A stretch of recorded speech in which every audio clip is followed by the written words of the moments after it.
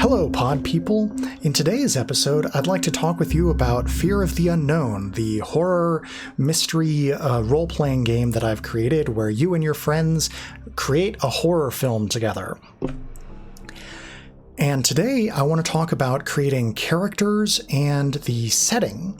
The first thing that you do as players when you sit down to play a game of Fear of the Unknown is that you collaboratively create the setting that you want to play in together. Then you each create all of your characters, except for the person who's the game master or oracle. They come up with the secret that you're trying to uncover, as well as the inciting incident that is how you learn that there is a secret to uncover. So today, let's talk a bit about characters, the setting, and then let's walk through setting and character creation. So characters and the setting both make use of a thing called tags, where a tag is a short descriptive phrase that defines some aspect of your character's abilities or resources or connections with other characters and NPCs, as well as your weaknesses, hindrances, ways that you're discriminated against, and other things that could impede your character. The town also has tags, which define locations, characters, organizations, town obsessions, etc. For your character, there are 5 kinds of tags. There are positive tags that help you out, negative tags that get in your way, and wild tags that can do either one of those things. You also have bonds, which are explained in full in the full version of the rules, which you can get if you back this game on Kickstarter in October. So, let's go ahead or actually, before we create a character, let's talk about town creation. So, towns have 5 tags as well. These are all wild tags. These tags are different from character tags in that anyone can use them. You can only invoke your own character's tags, but anyone can invoke the town tags. And because they're wild tags, you can invoke them to help you out when you're facing peril or investigating, and the oracle can invoke them to impede you when you're doing those things if they think that the town tag would work against you. So let's now create an example town together, and then let's create some example characters. Your game takes place in a small town that you and the other players create during your first session. To create the town, all of the players together answer these questions. You need to have unanimous consent and agreement on all of the town tags that you create. The default setting is a small coastal town somewhere in the 20th or 21st century, but you can change any of those things. I've played in games where I was in the middle of a cornfield instead of on the coast. I've played in games that were in the 17th century, and even games that didn't take place on Earth at all. So this is just the default setting to get you started. So the first question is, what's a local landmark? Gain a town tag like the Abandoned Quarry, or the Statue of the Beloved Town Founder, or the Only Diner in Town. It could be any of these suggestions, or you can make up your own. I recommend making up your own, but since this is just an example, let's go with one of these. Let's say the Abandoned Quarry. Next, who's someone that everyone in town knows, or at least knows of? Gain a town tag like the Gregarious Dean, or the Slimy Mayor, or the Quietly Intimidating Crime Lord. Let's go with the Slimy Mayor. It's always fun to have an unlikable character, NPC, for the players to interact with. The third question is, what's a group that at least a sizable portion of the town despises? Gain a town tag like the Corrupt Police, or the Ivory Tower University, or the Biker Gang with Hearts of Gold.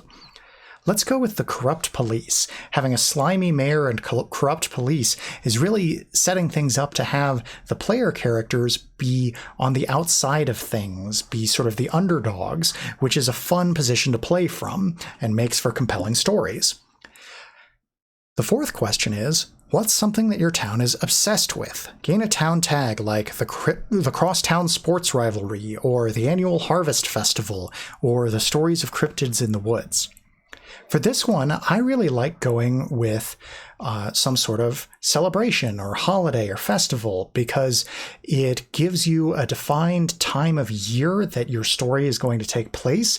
And if you start your story the day before or a few days before, it gives your characters something to look forward to and sort of a defined countdown clock that you can pay attention to and use to easily structure the buildup of tension during the first 2 acts of the story, and then having the climax of the story take place at this holiday works really well. So let's go with the annual Harvest Festival. Now the 5th question is, for the 5th town tag, ask the players which of the above questions they would like to repeat. Ask the question again, and everyone writes that new town tag as well. So we're going to repeat one of these questions. We can either gain a second landmark, a second person in town that everyone knows, or a second group of people in town that is despised, or a second town obsession. Let's go with a second landmark, and this time we'll say it's the only diner in town. So, what do we know about our town? It has a corrupt police force and slimy mayor. There's only one diner, and there's an abandoned quarry. I wonder why it was abandoned. The biggest thing in town is the annual Harvest Festival coming up in a few days. I'm sure you can already see in your mind how a horror movie during its first act might set up the norm of the town that is creating all of this, that is showing us, this what normal life is like in this small town. People hanging out at the diner, maybe the cops hassling the diner owners for protection money, showing some kids in the quarry, maybe spray painting graffiti, maybe there's water in it and they're going swimming. Setting up the normal so that when things get weird, then we have something to contrast that weirdness with. All right, now let's create characters. The way that this works is that we're going to go through a series of questions, and most of these questions are going to give you a positive, negative, or wild tag. At the end of these questions, you're going to have 5 positive tags, 1 wild tag, and your choice of 1, 2, or 3 negative tags. Now, you might be wondering, why would I want to have more than 1 negative tag? And the answer is that your negative tags, your character's flaws and weaknesses and things that they have to overcome, are what makes your character human, what makes your character interesting to roleplay. And all of these things, all of these tags represent aspects of your character and their situation in life that you want to have come up potentially during the game. It doesn't have to completely define your character. It only has to be things that you think would be interesting to have be story elements.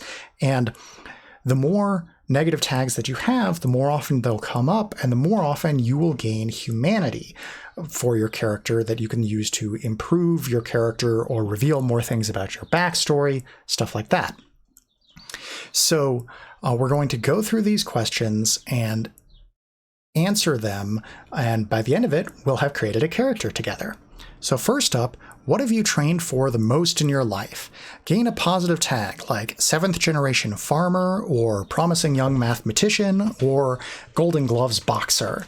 Yeah, let's go with amateur boxer.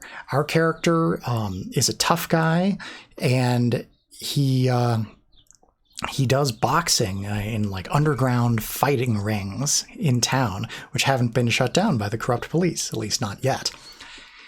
So that brings me to another thought, which is talking about your character's race, gender, sexuality, things like that. You can make your character be any combination of those things that you want. And if you want your character to just be that thing and not experience any sort of discrimination or bigotry because of it, that's totally fine. Just keep that in mind when you're playing your character, and it's cool. If you want that to come into play in the story. And for instance, say your character is a woman and you want to have to deal with misogyny as a story element, then what you should do is you should pick, for instance, discriminated against by misogynists as a negative tag later on. If you want to play a woman and you don't want that to come into play, then just don't pick that tag. In this way, this is a sort of built-in safety tool in the game where you can create whatever character you want and either address serious social issues in the game if you choose to, or leave them at the door if you choose to. It's entirely up to you, the kind of thing like that your character experiences. So, the next question doesn't give us a tag. Instead, it determines what the next few questions are. You're going to gain a positive tag and a negative tag in your next two questions. The only question is, what will those two questions be? So to determine that, we ask, which do you value most? Wealth, knowledge, or power? And let's say wealth for this character. Okay, you had to do something bad for cash once. What was it? Gain a negative tag like gambling addict or wanted criminal or I owe the dawn. We'll say gambling debts. This character is an underground boxer. They placed some bets on themselves and they lost. And now they owe some money to some bad folks. So that's our first negative tag. Then the next question is, we do have some money and we know how to spend it. What did we buy? Gain a positive tag like an ancient amulet or a seat on the university board or a well-maintained automobile. Let's say we only have a little bit of money. This is a poor town and a poor person in that poor town, but at one point we did have some money. We'll say a beat-up old pickup truck. So that's another positive tag that we've got. Now the next question is, have you been more of a risk taker in life? If so, there's a follow-up question and we'll gain another negative tag. Or do you try to take things easy? This person's an underground boxer. We're going to say, yeah, they're a risk taker. So what is the biggest thing that went wrong in your life because you took a risk? Or something that stopped you from going as far as you wanted? Gain a negative tag like permanent limp or serious debts or someone has a grudge. I'm going to say when this boxer lost that match that also made them go into debt, he got a concussion. So I'm going to write down a concussion. The concussions, mostly heal, but concussions never truly heal completely. If you have a concussion once, you're more likely to get a concussion again later. So that's a problem. Next question is, what's something you're good at that people might not guess? Gain a positive tag like chess master or ballroom brawler or former sailor. I'm going to say that this boxer has a beautiful singing voice. And finally, has anything else gone seriously wrong with your life? If so, there's a follow-up question. If not, we skip it. This is the last opportunity to gain another negative tag. I'm going to say, no, this person has a concussion and debts. Things are bad enough. I don't really want to have yet another negative tag for this character, so I'll just stick with 2. The next question is, what is a connection you particularly value? Gain a positive tag like my parents with interesting jobs, or my pet dog, or drinking buddies. I'm going to say my pet dog. I'm imagining, tooling around town or driving out in the lanes in my pickup truck with my dog in the back. I like that mental image. Drive out to the quarry and play fetch. It'll be fun. And then the last positive tag that we're going to gain, the question is, what is your favorite thing about yourself? Gain a positive tag like, I'm a good dancer, or I always have something useful in my bag, or my analytical mind. That's an interesting question. I'm going to say I'm good at spotting opportunities. So that's my final positive tag. And then my final question, the one that gives us a wild tag, is what is something you like about yourself that some people consider a character flaw? Gain a wild tag like I know I'm gorgeous, or I'm the life of the party, or I'm convinced I'm the smartest person in the room. I'm going to say I never back down from a challenge. So this gives us a really clear idea of this gives us a really clear idea of this character and what they're like. They're a boxer with a little bit of brain damage and some bad debts. They've got a pet dog, a beautiful singing voice, a pickup truck. I'm picturing driving around, in old country lanes, singing my heart out with my dog accompanying me. And if anybody dares me to do anything, I'm gonna do it. So now that we've created a character together, in the actual game, when you're playing this with your friends, you're all going to create your characters at the same time. So you're going to build up your connections and make it so that your characters make sense with each other. And also, your characters are going to know each other. You're going to have bonds with each other. A bond is a wild tag that both of your characters share. During character creation, each player can create one bond with another player. And so because everyone's creating a bond, on average, you're going to have two bonds, one that you created with someone else and one that someone else created with you. So your bond is a wild tag that you can only invoke if you and that other character are cooperating on something, or the Oracle can invoke it if you and that other character are in the same scene and it might get in the way.